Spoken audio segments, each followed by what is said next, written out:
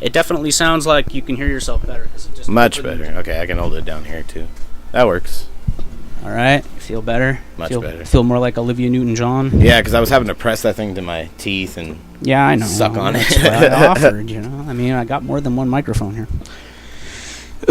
So you're saying it was 2014? Yeah, I was saying it's 2014. Don't mind the air conditioner in the background. It's the only thing keeping us alive. We were trying to survive the summer heat of 2014. Does anybody know what 77% humidity is like when you don't even know what heat is like living in 30 degrees? Or is it 40? This is nothing. Well, it's the 8th of July. It's 4 days past the 4th of July. There were no rockets, red glare, no bombs bursting in air because it's illegal now to light off fireworks. They have banned them in Olympia. But anyway.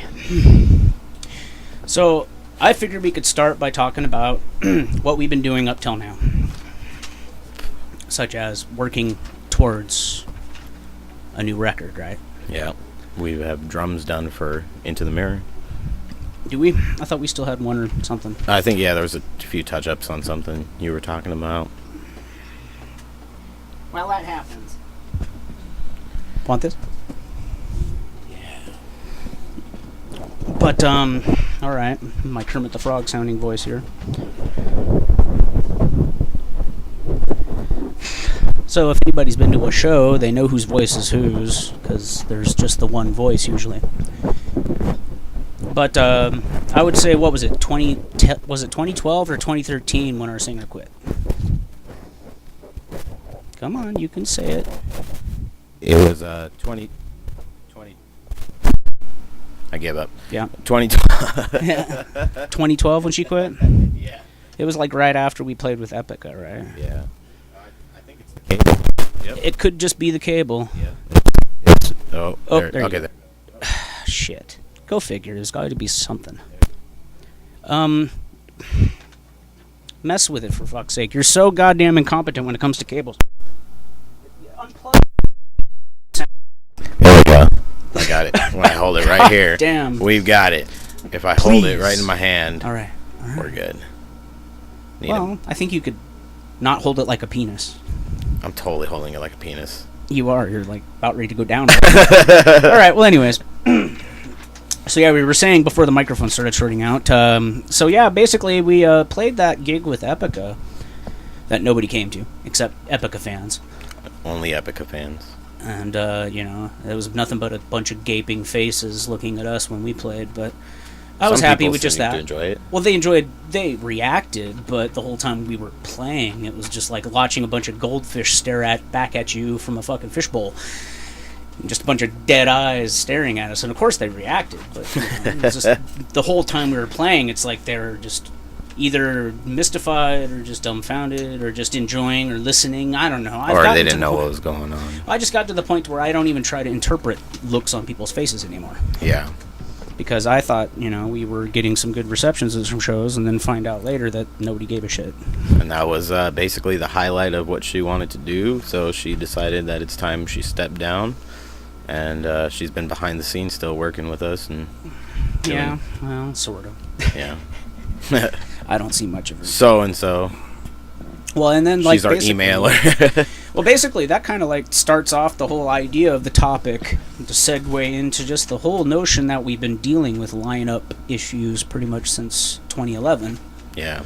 Just, there's some videos on YouTube people can watch where, we have 6 people on the stage and one idiot making some stupid costumed fucking thing, and then now it's down to just basically 2 of us. Yeah. I mean, we have a part-time bass player, I guess. Yeah. Long-time friend, so. Well, I mean, he was our bassist there in 2012, and he was our bassist through 2013 for a part of it, even though we played a lot without him. But that's the thing, we play a lot without him. Yeah. Kiefer. We got a lot.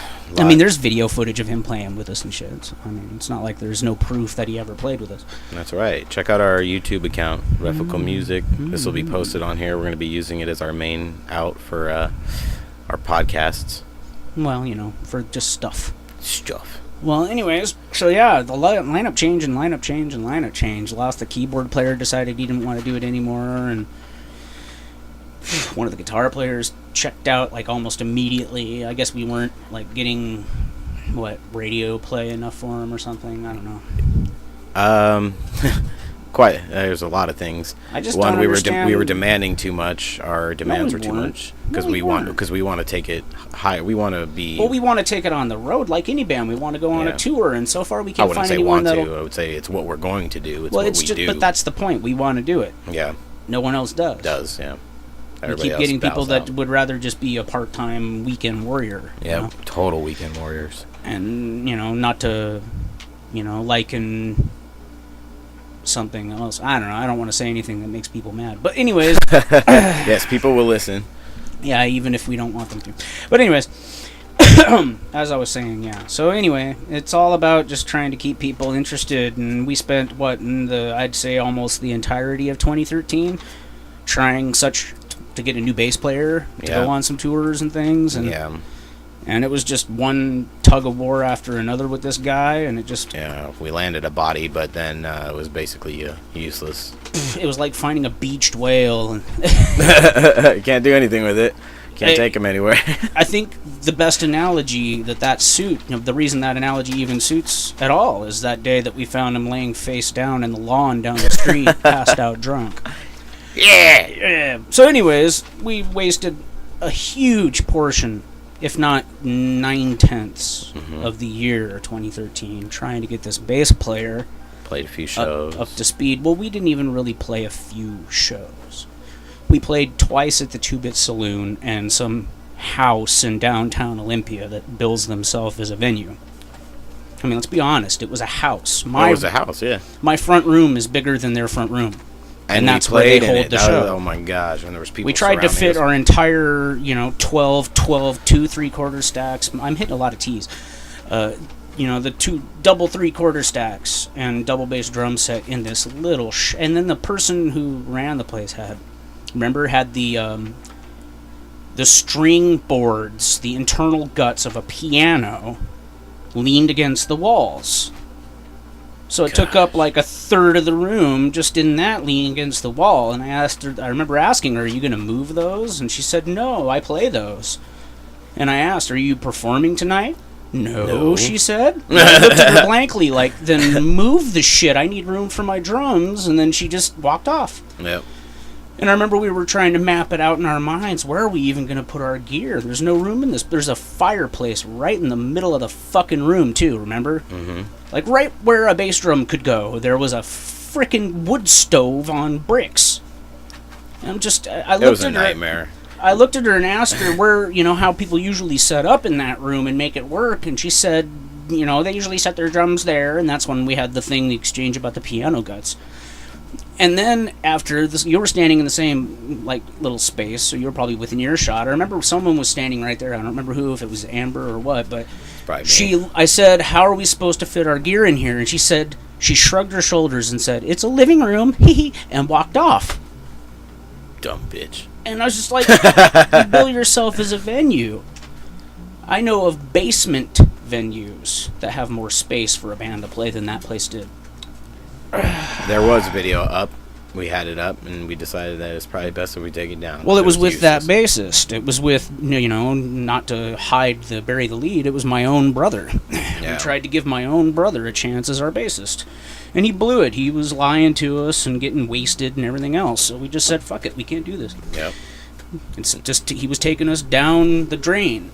Now we've moved on to a part-time bassist who is our friend. He was already our bassist. We never really even shit-canned him, if you think about it. We never sacked him. We just wanted someone more full-time. Yeah.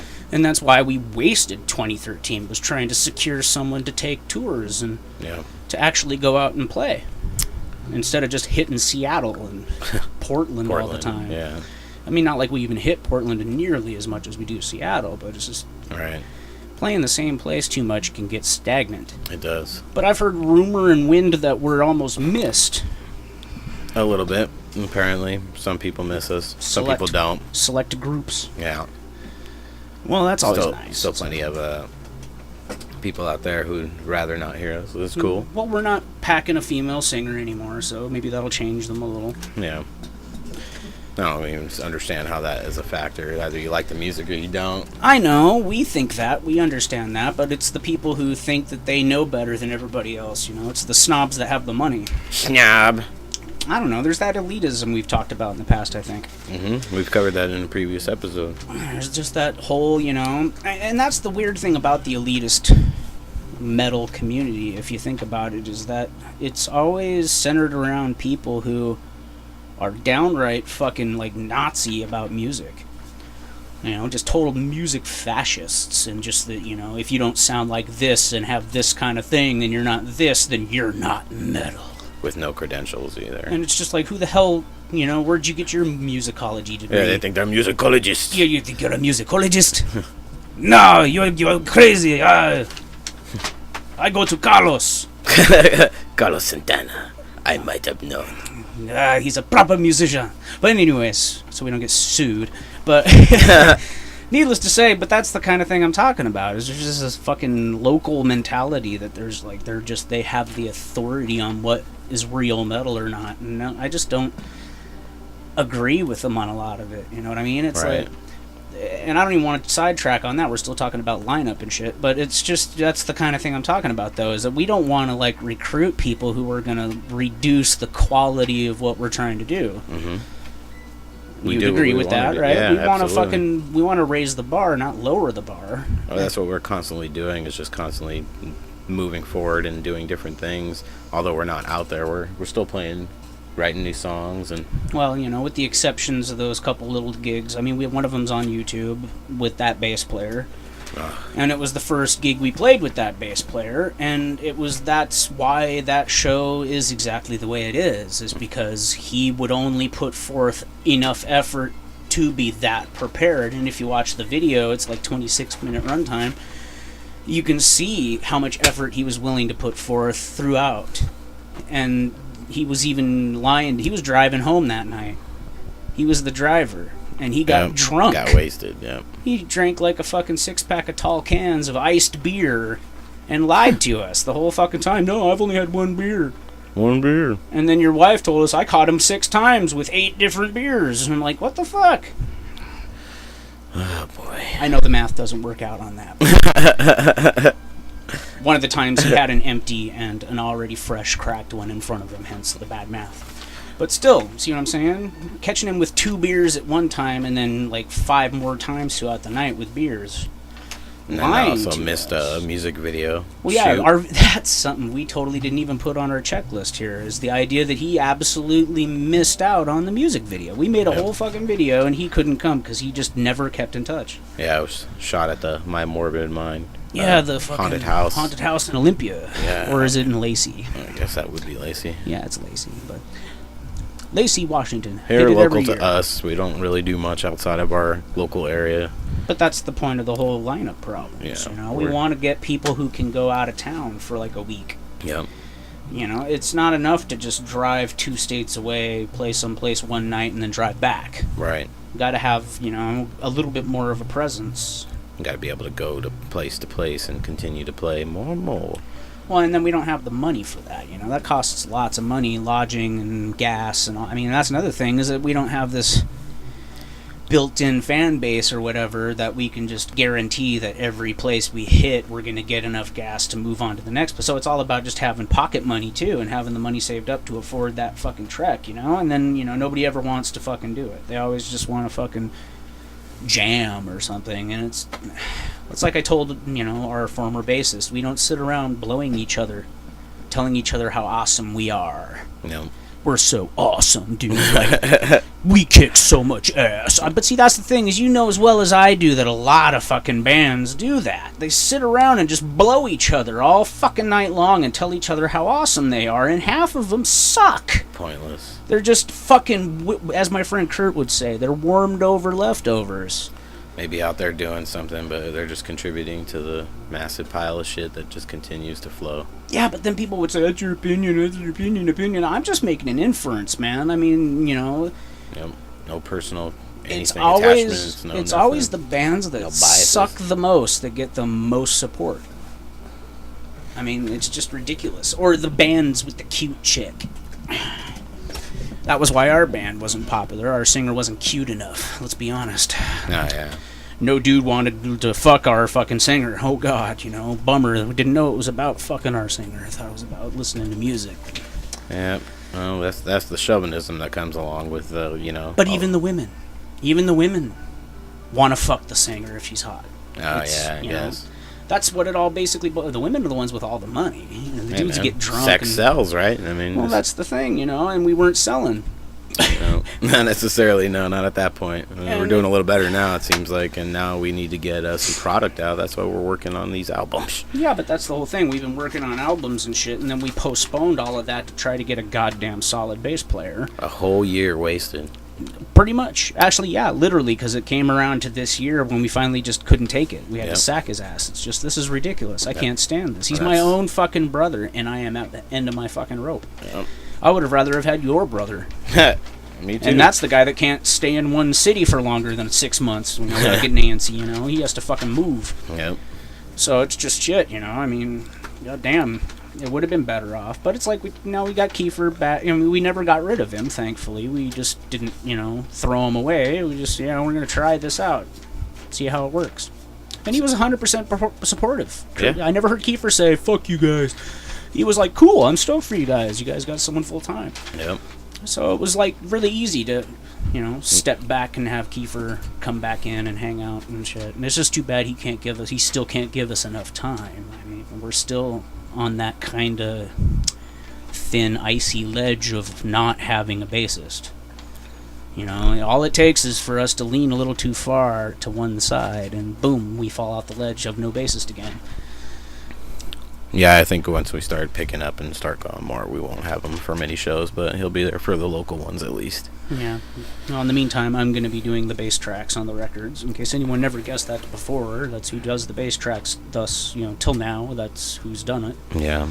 We tried even having my brother do a bass track. He did the bass track on the video, and you can barely tell. Black Mountain, yeah. You can barely tell. It's just, it took us hours of prodding to get that out of him. Yep. And then it ended up literally riff to riff. Riff to riff, riff to riff. We literally started him at the beginning of every riff, and that's the only way we got a bass track out of him. And it took us hours.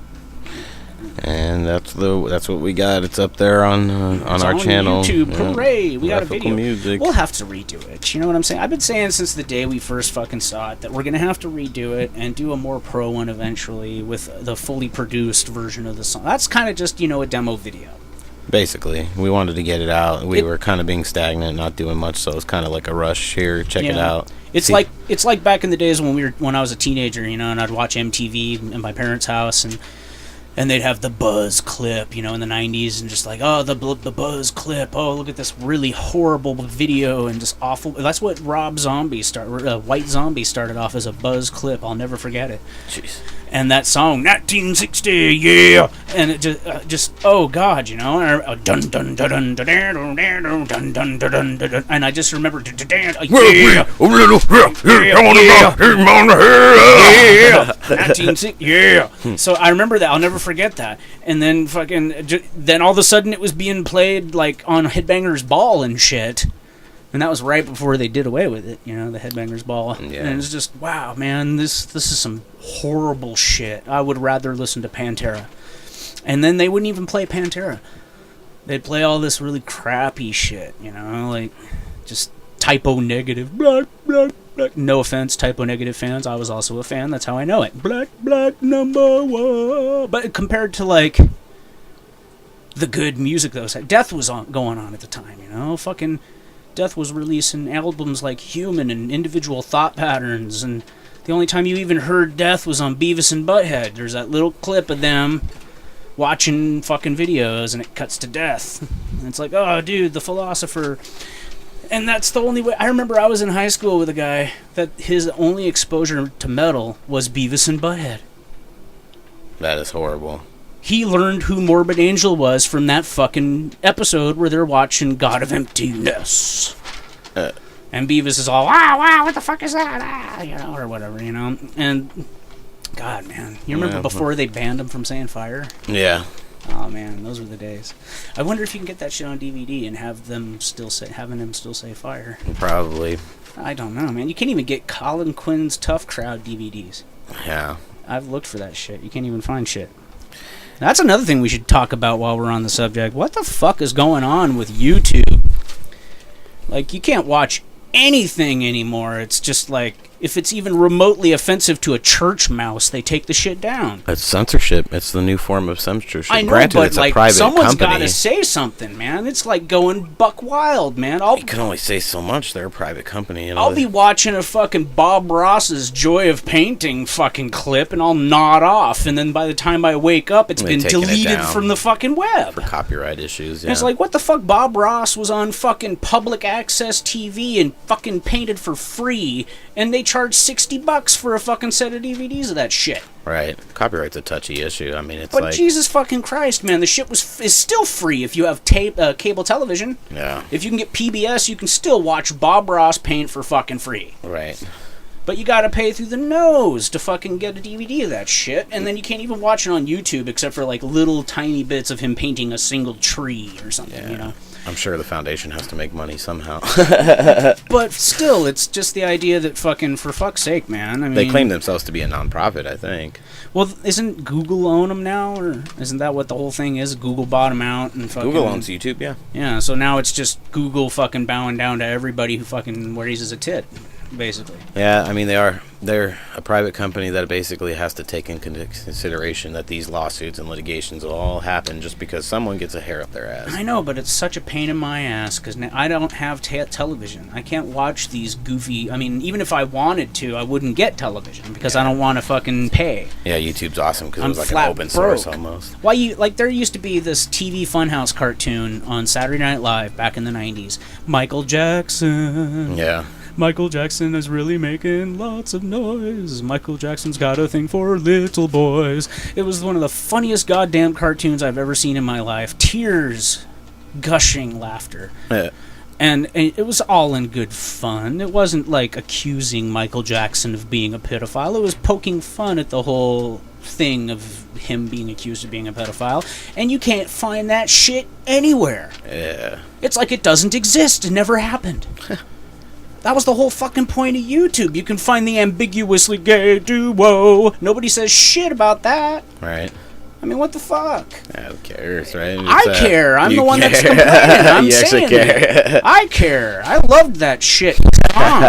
Yeah. I'm almost as pissed off about that as this whole Opie and Anthony fucking thing that's happened in the last few days. You even know anything about that? They fired fucking Anthony. Oh, really? Yeah, Anthony said some shit on Twitter and they fired him for it. Oh, go figure. And it was because it was about a black woman. Oh, held accountable for your words, I guess. Yeah, but it's just the idea that fucking, you know, this dude fucking, he didn't even say that word we're all forced to say in our minds when someone says the N-word. Yeah.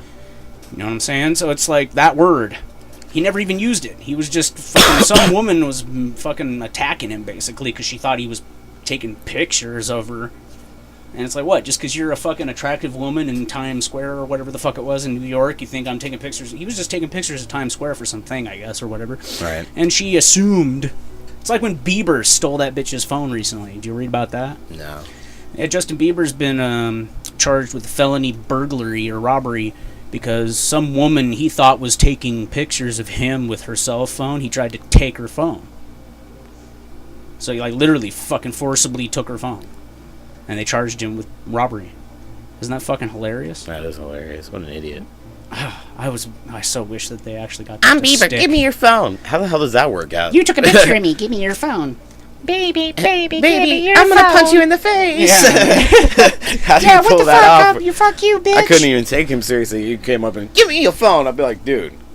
Apparently he's very petite. I would choke his bitch ass out. I don't think it would take long. You could probably do it just by pinching His him little like neck. You know, the I pinch your head thing from fucking... The entire nation of Canada It's apologizes for Justin Bieber. No, they don't. They're like, you can keep his ass. Fucking anybody, take him. We don't want him anymore. See, you got to keep in mind, I'm the one that listens to podcasts between the two of us. That's where all this shit comes from. You think I'm sitting around reading shit on Justin Bieber? Like, I wonder what Bieber's doing. I hear other motherfuckers talk about it on their podcasts. And then I laugh my ass off at what they say about it, because it's usually pretty goddamn funny. Yeah, I don't listen to podcasts. I used to listen to talk radio, kind of gave up on the whole listening to people See, that's talk the beautiful thing about podcasts, is it's not fucking talk radio. See, I just said fucking. Can't say that on talk radio. Yeah, there's no FCC. That's what I'm talking about with Opie and Anthony. Dude, Anthony gets fired for something he didn't even say on the air. He tweeted it. Christian, don't fire me from the podcast if I ever tweet anything bad. No, I don't follow you. I don't follow Reficul. Brumps. Speaking of which, follow us on Twitter. I don't follow like us on anybody. Facebook. Nobody follows me, so I don't follow anyone. I have like 26 followers, and they're all autism spectrum disorder fucking advocates groups and Cop Watch and stupid shit like that. We are on social media at Yes. Reficul Music for Reficul, Twitter. fuck, just Google Reficul Music, Reficul Band. You'll find us. We're on there. We're on everything. There's music of us out there. The problem is with most of the recordings is that we had a very bad computer, so mixing and mastering wasn't as Well, good as that's it one could of the be. things that's on my list to talk about here, is just the whole issue we had with just tracking issues. We've had tracking issues, guys. Guys and gals, anybody who might be listening to the sound of this. I'm sure you understand. If what my it's like voice to cuts in and out, DIY. I'm sorry, because I'm trying not to be too close to the mic, but then at the same time, sometimes I push it away and forget. Oh yeah.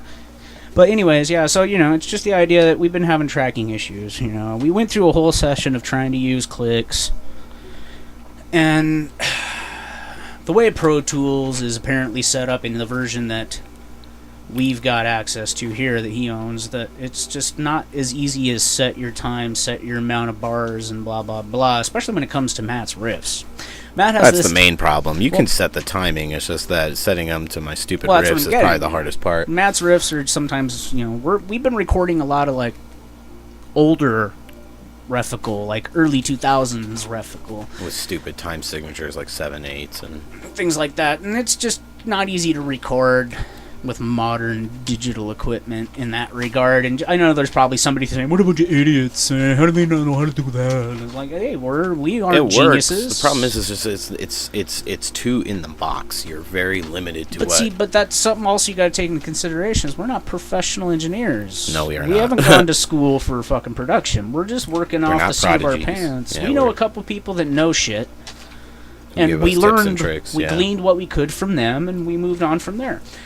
And it's not much different than the Kevin Smith approach to making the first Clerks film. He went to fucking film school, learned what he thought he needed to know to move on, and then fucking did. And look where he's at, So, I mean, don't people, people think he sucks, and there's people out there that thinks that he's just a fucking complete fucking wannabe has-been. There's always haters shit. on everything. But that's the thing, I got an argument one of our shows about Kevin Smith with some guy when I was telling him about Tusk. And that guy said, why? God, oh no. Because I was saying, oh dude, I'm so excited. Kevin Smith's making a horror movie where a guy gets turned into a walrus. Sounds pretty awesome. And the guy said, God, why? And I said, that's exactly the point. If you watched Red State, you would know how good it's going to be. Kevin Smith, his whole motto is, why not? Yeah. And his whole motto, I mean, it's just, he hates people who say why. He wants to be around people who say why not. And it makes sense. And I love that attitude, Optimism. What's the kind of attitude I have? If I was like everybody else, I would quit Reficul because we're not, it's not my music and I'm not 100% in control. And most people are such fucking control freaks. That's true. They can't even let go of their own. That was our problem with our year-long waste of trying to get a new bassist, was he couldn't let go of his solo ambition long enough to play fucking bass in Reficul. I kept telling him, you joined Reficul, dude. We didn't join you. Right. And he kept wanting us to play his songs that are not even of the same type of vibe. Yeah, let's just join this orchestra, but we'll totally rewrite all the music. And yeah, exactly. That's the kind of exactly. I tried to use that as an analogy to him. You don't join a fucking orchestra and tell them we're only playing my compositions. Hey man, I just joined Slayer, the new drummer, but you gotta play all my songs. Yeah, no shit, man. Like totally, Well, that's another thing, he thinks he released a record, but the only place you can get it is on his Facebook page, and you can't even download it. You can only stream it. That's not releasing a fucking record. Everything was a delusion of grandeur with the guy. It's talking talk to a brick wall. But, and then just, yeah, and then, we've been trying to move on with this thing, the crap old Mac that Matt uses. It's a 2007 iMac. Not the greatest. Well, it wasn't the most application. powerful Mac when it came out. It was a low 1 grade gig RAM. Mac. Yeah, I upgraded it to its max. It's at 4 gigs of RAM. Well, you don't need to give details on your Mac. It's just that's not the point. The point is that it's an older system, and we've been trying to use, really fucking intensive recording programs and add-ons and all this shit to record with, and it's just not coming smoothly, and we don't have the finances to dump into like MacBooks and shit like that so we can do it. We gotta fucking work with what we've got. But that's why you had some sort of like ideas about like just besides the fact that the click tracks threw a good 6 months down the toilet, and then because we decided we didn't like it, we tried playing along to those click tracks, and we just, like you were saying, it's like too confined, it's too locked in. It's restrictive. Well, that's the thing. I was watching, an interview with Sean Reinhart, and he was talking about why he doesn't use clicks, and it's because he feels like it's just, it's got its places, but it generally doesn't use them. And I'm always looking for another excuse to not have to use click tracks, because they can be really intrusive and restrictive. And the thing I don't like about it is it takes the improv out of it. And if you can't be on time while playing, then what's the point of playing music, right? Well, you'd think, but a lot of people use click tracks nowadays. It's almost... Oh, we've heard a lot of those people play live, and But that's the thing but that's when you're a gigging band, you see a lot of that. But that's why we do things the way we do it. It's because we've seen the results of the other ways. And I don't know, it's like I've told people for years, you got a right way and a wrong way. And you can tell the people who are doing it wrong from the people who are doing it right. Was it Earl Scruggs who used to make people play, kick them out of the room, and if they came back in off time, that... yeah, that was Scruggs, yes. Yeah. I think I told you that, didn't I? Yeah, you did, yeah. Well, yeah, that was... Well, yeah, but see, the people who would listen to what we're doing have no fucking idea who Scruggs is. See, you gotta be a little bit... This is where you're treading on... Like going way over the head, see, the sphere of the people listening. If you don't know who Earl Scruggs is, you suck. Well, see, here, okay, fine. Now it's time for me to get pedantic on people here, if anyone's listening. So excuse me a moment while I become Mr. Teacher, and try not to just hear wah, wah, wah, like on Peanuts. But Lester Flatt and Earl Scruggs are two legendary old-time bluegrass musicians who basically invented... Well, not basically. They literally invented what we know today as the style of bluegrass banjo playing in general. Yeah. So, Dueling Banjos was written and performed by Flatt and Scruggs, and everyone knows it as that song that weirdo Back Hills hillbilly plays in the Deliverance. And, and then guys like Steve Martin have carried on the torch and play it live and stuff and do their own take on it and everything, But Dueling Banjos, like that right there. The universal hillbilly fucking call sign. That's Flatt and Scruggs. And just the idea, like Blue Moon of Kentucky's Flatt and Scruggs. It's all Flatt and Scruggs. You had Bill Monroe, you had the Stanley Brothers, and you had Flatt and Scruggs. And they all had uniquely different sounds. The Stanley Brothers were really popular for their sound. They had that high tenor harmony vocals and just great harmonies and great fucking jams and stuff. But yeah, Earl Scruggs, the leader of the band, he would hire... His whole hiring process and rehearsal process was that if you were in his band, they would all stand in a room together and rehearse, and he would make every band member... individually, one at a time, walk 20 feet away or so into the next room while playing still, and then come back. And if you got out of time at all, even remotely, from the moment you left that room and then when you got back, you were fired. That's a great audition process. That's how he hired musicians. If you would lose time between the moment you walked out that door and the time you came back because of that delay... See, that's what he's all about, was that delay. He didn't want people to lose their time because of that delay that sound has. Sound isn't instantaneous. Right. Sound travels. There's a time. And if you walk away from where the sound is, Matt has this problem. I can actually poke fun at him right now with this. Yep. Reason we basically abandoned using electric drums live was... coupled with we now have a van that semi works well enough to bring real drums. But then at the time we didn't have car big enough for real drums, but then at the same time is because Through the monitor, it would come out like this wash of... Matt would lose time. Matt would lose time almost inevitably every song at some point because he would just hear this wash of noise and he would lose my double bass and snare. And hoping I was on time, playing to what I thought was on time. A lot of times was we not. were. A lot of times we were. That's the thing is the shows where we played our best weren't recorded with video or audio. All the shows we played where we performed the best weren't recorded. And Epica then like being one of them. well, Epica, yeah, nobody recorded. We didn't have anyone there. It was just us. Yep. So there was no one to record it. Unless we found someone we could trust to hold the camera. I wasn't about to ask the guy from Hailstorm. Yeah, Stand on my foot again and tell me about how drunk he is. That's another story. But needless to say, nobody recorded that. That was a good show. We played really well. We were tight. Amber was on key. Nobody would believe it, but Amber was on key. She didn't fucking fall sour or sharp. I mean, playing for Epica, she had to kick up her game. That was the thing about Epica is we showed up thinking we were going to be playing for the fucking bartender and the waitress. And they threw us on the fucking stage as the opening act. We if you remember, there was like 3 other bands. We were supposed to be opening that gig, and then they told us at the last minute that no, you're going to be playing the lounge. Yeah, you're not gonna go play on the main stage. You're in the lounge, and then we get there, and everyone else that was told they're playing in the lounge said fuck that and didn't show. Yep. So even the very one band, the one most popular band that was actually going to get to play on the stage, didn't even show. So it was just us and another opener, I think. No, we were the only opener. No, we were the opener. It was us, and then that one band, and then it was Hailstorm and Epica. Yeah. So there was 4 bands, including us. It was supposed to be, 8. It was supposed to be the band that we played instead, and then 4 other bands? Yeah. So basically, we got there, and they were like, "Oh, you're not playing in the lounge. Didn't you know you're playing on the main stage? What are you talking about?" And we're like, Actually, I remember exactly what she said. This hot chick comes out, and I because I'm Mr. Never Get Laid, so I'm always looking at the hot chick going, oh, yeah. But, so this hot chick comes out and says, okay, we got to get you guys on stage. And we said, what? Yeah, we're going to take the gear into the lounge. She said, no, on the stage.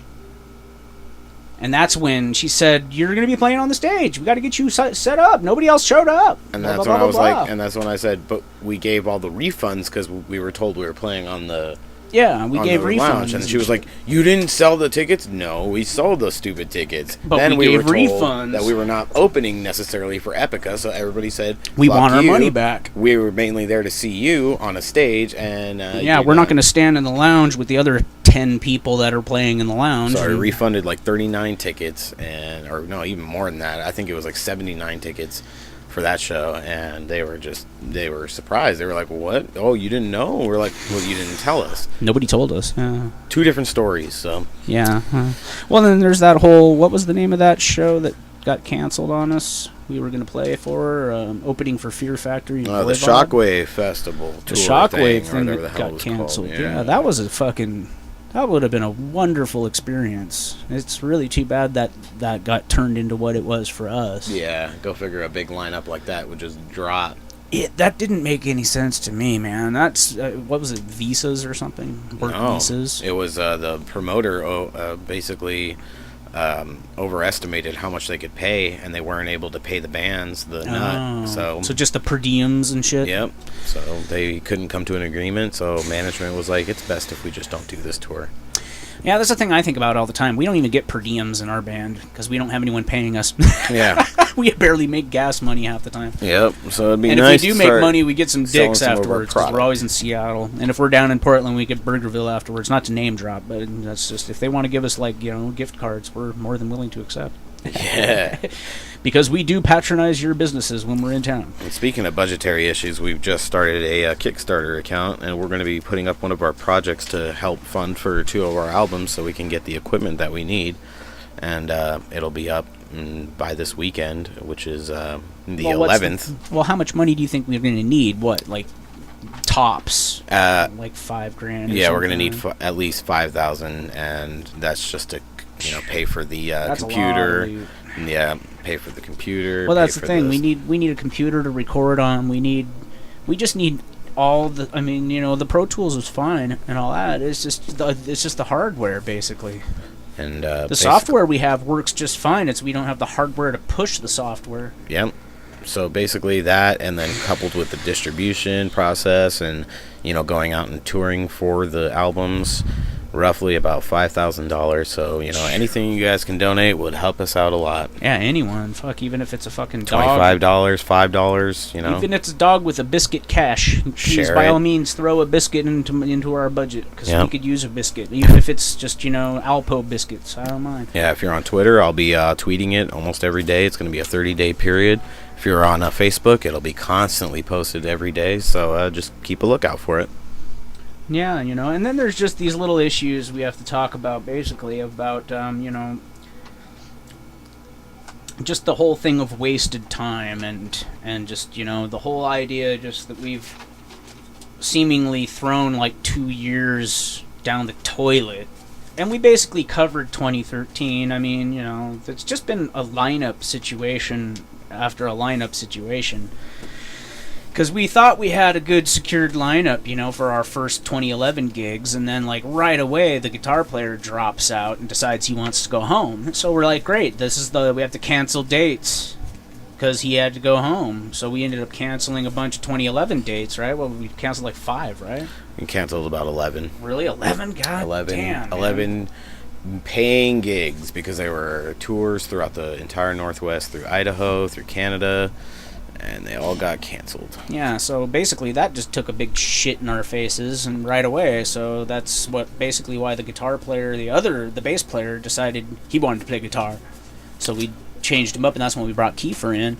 And now Kiefer's been in the band longer than any of those motherfuckers. Yep, since 2011. And it's like, fuck, dude, he started off as just a fill-in bassist, and the first show we played down in Portland, he didn't even come. We had to fucking improvise, and then nobody else came either, now that I think about it, that Plan B show. Yeah, there was not a single body in there. Oh, no. John bought 2 people. 2 of the keyboard player's friends. Yeah, the keyboard That's player at the time. We've covered him. We played in fucking Portland at Plan B, and there's a video on YouTube of it that you can see for one song. That was the night where you could say that Amber decided she was going to go Minnie Mouse on us, and yeah, she decided to hit some higher pitches that she normally wouldn't try to hit. Because she can't. Yeah, she can't. Yeah. It's not her voice. She's not a soprano. It's a good thing we only posted the one video where she sings the least, because that video has a little bit of it. Yeah. And if you listen to, like, the early recordings of that song, Doomsday Vigilante, she didn't do that high of a pitch. She was way lower and more ambient. And then you can tell that she tried to put bravado into it. Yeah. And that's where it went all to hell on her. It did. Tried to, whoa! And then, like, you're bending your notes at that high, and you already are having a struggle to get to that high note, and then you try to use bravado. Oh my god! But so thankfully nobody did show up to that show in that regard. Now that I think about it, in retrospect, no diss on our former lead singer, but she did try to hit way too many notes that are so completely out of her range that it almost sounded cartoonish at sometimes and shit. Yeah. But nobody showed, so that was like literally the only one of the band came. Everybody seemed to think it was going to snow. Yeah. And it snowed in Vancouver, Washington. Then you crossed the Columbia River, and there was not even icy roads. But yet the roads were empty. I've never seen Portland so dead. Yeah. It was like a ghost town. It was almost easier to navigate through. Yeah, it was almost easy to navigate through because there wasn't people cutting us off left and right. What are we on as far as our subjects? How are we doing? We've covered just about everything I had time to write down to cover. I just figured we were vamping.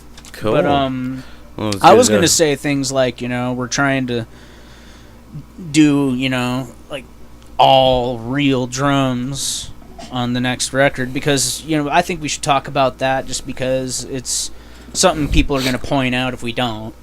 Yeah, there were a little bit of electronic drums used on Into the Mirror for some of the songs that we won't necessarily be playing live. Well, that's the thing. And there's songs that we're not going to be able to play live because they stretch in duration to way beyond set limitations. And then there's Misery Under the Moon, which isn't really... It doesn't have any live appeal. We're just warning. It's just a warning that, you know, we tried to use real drums as much as possible, and so that we could get the best effect and things. But they just got down to crunch time that we ran out of time. And, you know, because Matt works full time. He's a maintenance man for apartments full time. And Rick then Ross, baby. And then I'm a night person, so I'm like up all night long, and then I sleep for most of the fucking afternoon, up into the afternoon. So I'm, you know, I don't have any reason to be awake anyway. It's not like he can come over then. But we're limited on time, and that's another reason why we're just broke, is because what money we do get goes into living expenses, and we don't have any extra money to put into things like equipment and like, fuck, the equipment we have bought set us back. Yeah. So hard, and that's just like, just for things like, I mean, simple things like just the whole action of replacing keyboard player. That right there is something that we need to talk about, because we've had people look at us like we're just some whack jobs up on that stage, and it's because Matt got a fucking Roland synth.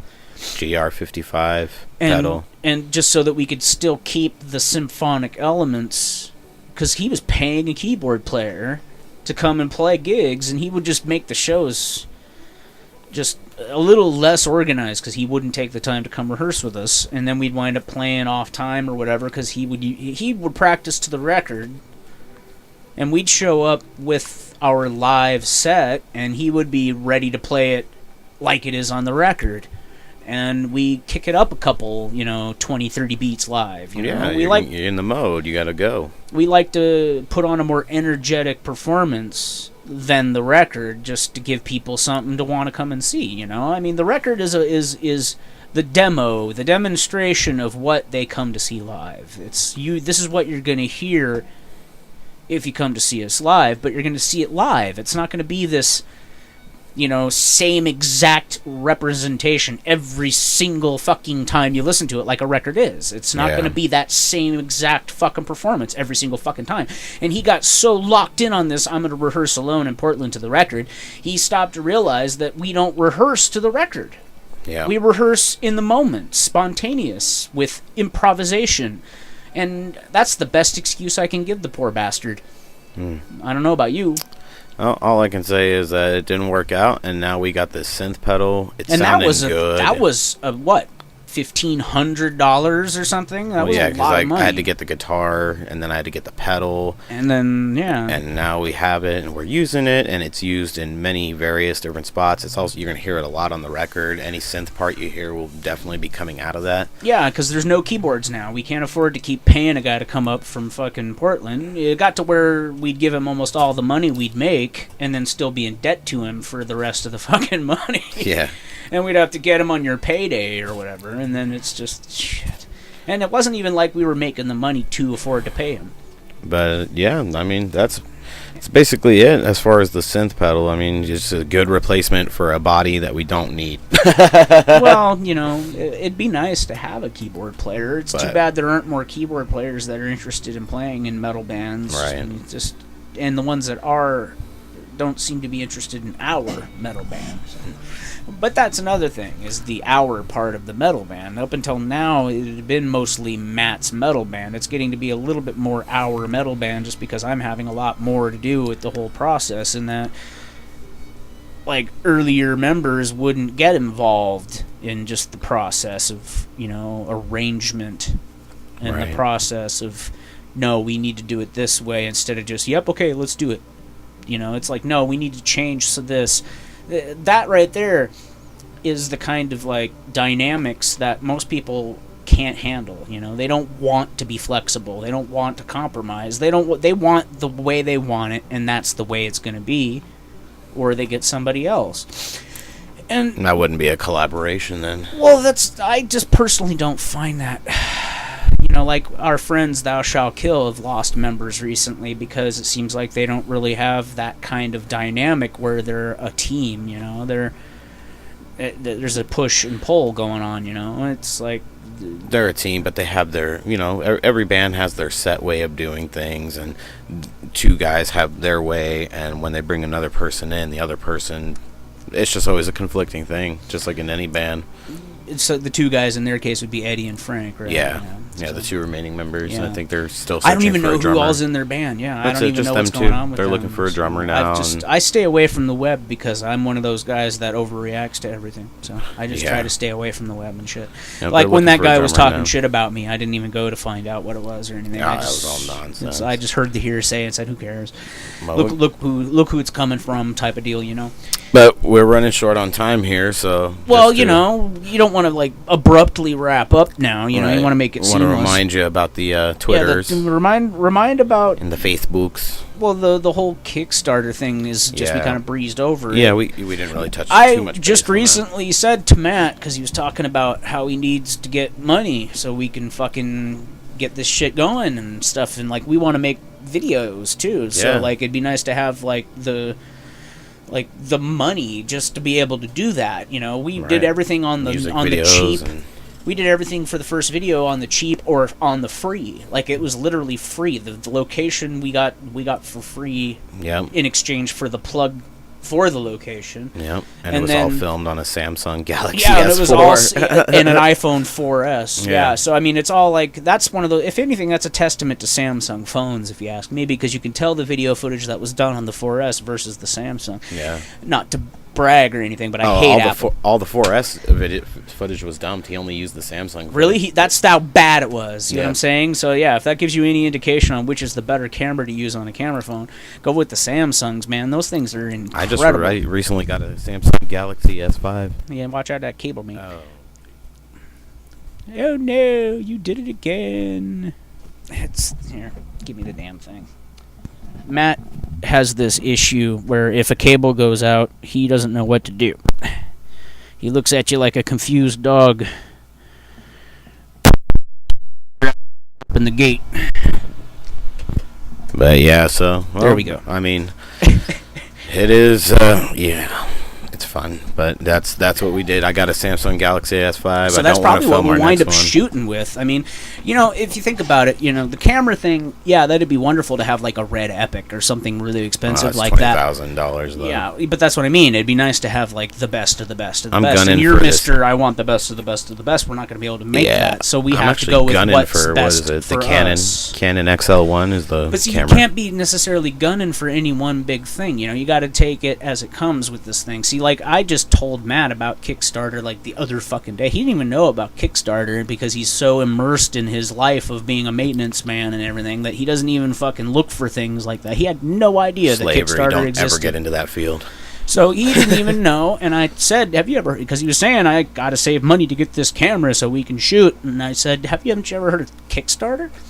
No, and then next thing you know, he's on Kickstarter. Holy shit, this is amazing. And so now we're started a Kickstarter, and it's just the idea that, you know, I've heard, like, some of the dumbest things get funded almost immediately, Yeah, you know? I mean- And then exceed their budget limit that they need, you know? I mean, and we're only looking for 5K max, you know? Any Yeah. money helps. If Any 200 little bucks bit. came in, it would be better than nothing. Yep.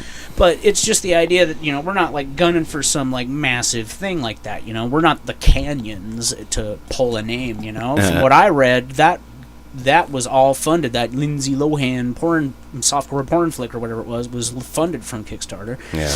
And that, look what happened with that. That was shit, from what Yeah. I understand. So it's like, you know, we can't be any worse than the Canyons. So, you know, that's why I told him, fuck, maybe you should go and look into this Kickstarter thing. And Yeah. So look out for those. I'll be posting it. so, yeah, anyone that listens can please hopefully donate even like $1. You know, it's Yeah. just fucking anything helps. That's the problem with being a band, is that if you're not making money, you don't have any capital.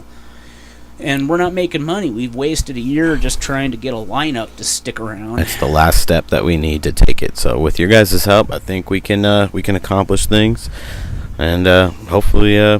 Well, if we don't get anything out of the Kickstarter, then it's basically back to square one, playing gigs and hoping we at least sell enough tickets to stay on the bill. And merch and all that get great merch stuff together. But that's another thing, is just, the merch. Nobody buys merch anymore unless they're like a kid or they're a fan. And most people say, "Oh, I like your stuff," but then they don't buy anything, and then they don't show up at your shows. And that's one of those things that's why we need a Kickstarter. If more people would actually come to shows and actually show up or buy a ticket or whatever, just to even see the headlining band we may open for, we wouldn't need to do things like beg or to get a Kickstarter. But we've done just about everything but beg and steal. So till next week. The only thing left is steal, people, and I would rather not steal. We've begged and we've borrowed, but we haven't stolen. So as long as we can keep it without having to resort to that last one, and we won't. I mean, it's not like we don't have that disposition to be like, fuck it, we'll steal. But that's the whole thing, we've done just about all we can within our limits, and that's the problem. Well, it's been fun chatting with everybody, and until next week. Well, this is the one thing. We chat like this all the time. We just don't record it. Yeah, so we'll be getting back to recording it once a week. And that's the problem. See, I need to get him into this idea of podcasting and shit. What was that big bonk noise? Bag popped on the floor. Oh, that scared the shit out of me. That microphone is very powerful. It is. Yeah, we got to keep it at this distance right here. But till next week, talk to you guys later. I'm Matt. You literally mean that? Next week? Because I somehow don't buy that. Yeah, we'll try. Well, okay then. Well, for that then, I guess, I'm Christian, and you are Matt, right? I am. And we are Reficul. Reficul, and this is Refisode 4. Refisode 4. I would like to just call this Refisode 1. 1.2. 1.2. Okay, it's the real one. It's real deal. Because we never really got a real episode together. We just kind of blathered a little bit. Well, Refisode 1. Here it goes. Commence. 1.2. All right. We are Reficul. Look into that mirror and see Lucifer. All right. Bye-bye, y'all. Now we should listen to it a little bit.